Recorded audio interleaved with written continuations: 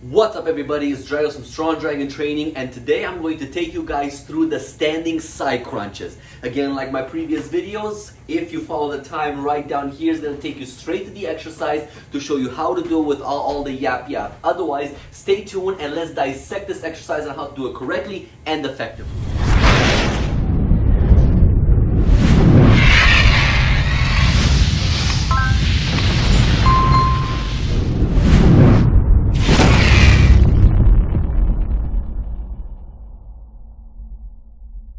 Alright guys, so here we go. Before I dive right into the exercise explanation, I want to thank you all for joining me on this video, and if you haven't yet, please like and subscribe to my channel. I'm posting all of these videos because I'm trying to make all these exercises and all this knowledge free for anybody to use so they can be safe and effective in the gym working towards their goals. So if you like them, please show me some support and like and subscribe, and let's keep this channel going strong moving forward with more and more exercises, workout routines to get yourself stronger for various amount of exercises, and of course all those stretching and nutritions I'm going to bring in soon into the whole channel idea. Now, jumping right into the exercise. So what I mean about the side standing crunches. Now you've probably seen in your local gym some people grabbing a dumbbell on the side and then crunching towards sideways, just like so. Or they're grabbing a cable on the cable machine and again they're crunching down the side like this. Trying, essentially, some people are trying with the idea to get rid of the love handle, some people have the real right idea behind it. Now what's happening when you are moving your body left and right like this, tilting left and right, ipsilateral movement. So when your body is going left to right like this, there's a lot of muscles involved. So don't think, please, for 1 minute that you are going to be burning your love handles or your fat rolls, as people like to call them, by specifically doing this motion. A lot of people have weight and fat deposits right here on the side, and they believe that by doing these kinds of motion, it really targets that area. First and foremost, no such thing as spot reduction for any kind of fat burn. So you cannot spot reduce fat on your body. Your body takes away and burns fat from whatever it thinks it has the most. So the highest amount of resource that you have in your body, or whatever your body thinks that is the best area to burn away fat from, that's where it's getting it from. And because when you're working such small muscles like your obliques and your erectors and your abdominals, they don't burn that much fat. The body doesn't require that much fat burn. So please don't fall into the trap thinking that, oh, I'm burning so much fat by just doing this.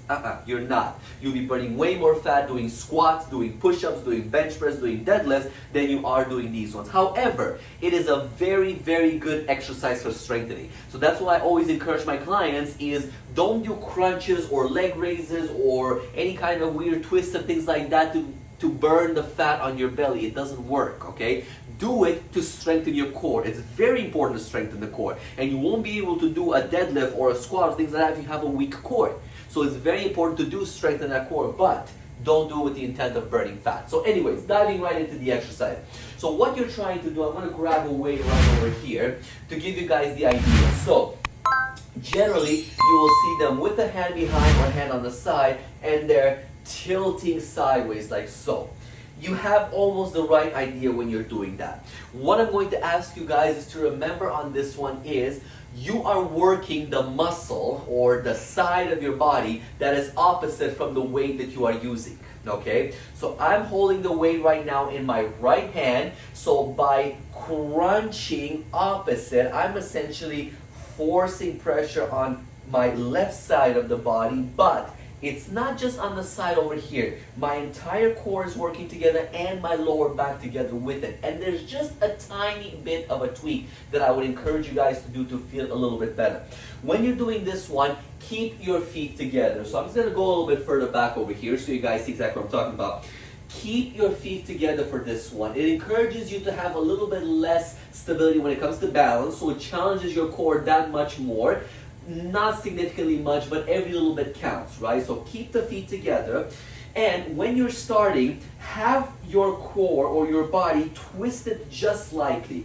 So you notice how right now, I'm not sure if you can see it from this far, guys. Again, I don't have a videographer yet to help me with zooming in and zooming out. But my feet right now, instead of being straight towards you guys right now, they're ever so slightly twisted. I would say about 10 degrees twist to the right or left, depending on whichever side you do, right? So because I'm working on my left hand side, then I would be twisting them just slightly, just ever so slightly towards the right. So my body from the core, from the belly button right here, stays facing forward. My feet and my hips are just slightly misaligned with the rest of the body.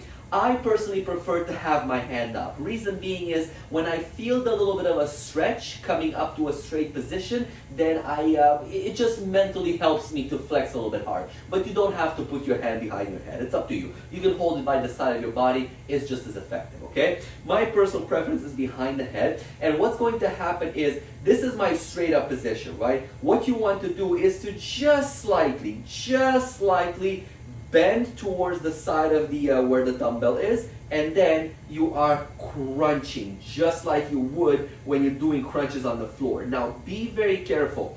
None of this and not too much crunching. You're not trying to rip yourself to shreds, okay? You're not trying to give yourself a cramp in your obliques.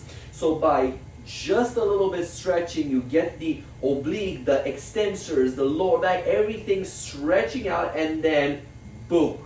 That's it, right over here. This is all the motion that you need. At this point, my obliques are engaged, my internal, external obliques. The rectus abdominis does not get, so the six pack that you see in the front, that doesn't get involved as much as when you're pulling crunches, because this is not the job of the rectus abdominis. While though it does contract, it does activate, because to some degree it does require to pull your torso down. It does not involve the degree that most people think that, oh my goodness, now I'm just working this side of the abs. You're not. They get involved, they get activated, but to a very small extent. You are right now mostly working with your obliques, internal, external, your transverse abdominis, which is the deepest layer holding everything together in your core. Those ones get activated similar to what they do when you twist. So those get activated to really tighten up the core, and now we're going into the back, into the erector spinae, the quadratus lumborum, and everything works together to be able to do this kind of a motion right here. Boom, a little bit of a stretch, and then boom to the side. Stretch slightly, crunch to the side, right? So you want to feel it right, essentially almost from underneath your pectoral, right? About where you feel your ribs over here, all the way down to the side. Now you'll feel it here, moving throughout and across your oblique and a little bit in your back. Now, you're not going to feel a whole heck of a lot in your back. You'll feel a little bit of pressure, but not a whole heck of a lot. And you also got to be careful that if you have tightness in your core, then you're going to get some nasty cramps with this one. So be very careful. Of course, the same thing on the other side. Now I'm going towards my right. My dumbbell's in my left. My feet are about 10 degrees pointing towards the left. I'm fully facing from the belly button right towards you guys. Hand, personal preference again, you can have it on your side and just go slight stretch, boom, side stretch rather, boom, right? Now the other thing is to be careful, because I just caught myself doing that right there, is this, pushing out with the hip. It's very easy to kind of get into the motion and kind of lose control of what your hips are doing. So you don't want to allow your hips to move out while you're crunching down. Be very careful for that. Your hips are fixed, engaged. If you find that it helps you, bend the knees just slightly. From the belly button, hand behind the head, crunch, crunch. Everything stays stationary. Now also a key point that I want to make with you guys, if you find that along your back, shooting, especially now that I'm working on the right hand side, you'll sometimes feel it on the left hand side of your back, right by your spine towards your shoulder blade area, that when you're going like this, almost like something is pulling in there. This is a good indication that it's time for you guys to see your healthcare professional, your massage therapist, your physiotherapist, chiropractor, something. There's a tightness in there.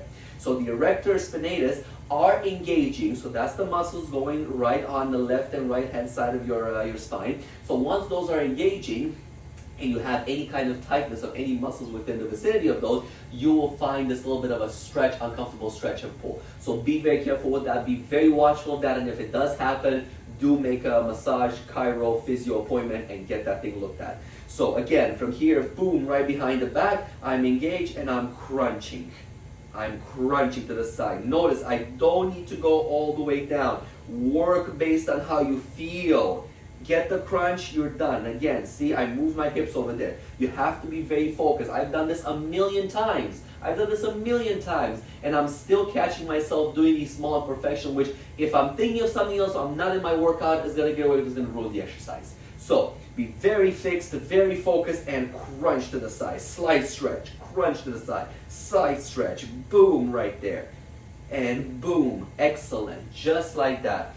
Now, many of trainers out there I've come across over the years, and some of them find this to be a silly exercise. Some of them find it to be a very good exercise when it comes to athletes that need to be agile, moving left and right, like basketball players, for example, or football players, American football players. So why is that? Is because it really works on your rectus spinae, your QLs in the back. So those ones engage at a very good degree. And then with your obliques, working on this exercise, you really are able to have that tightness on the side. Now, a few days from now, I'm going to be posting in a workout that is going to help you guys get stronger for the side plank. And I'm going to make note of this in there, that this is one of the exercises that is going to help strengthen you from the side of the obliques. Remember, the obliques are going essentially, so imagine my fingers here are my muscle fibers. There's like this, that's how the obliques are going. Boom, and then boom on top, okay?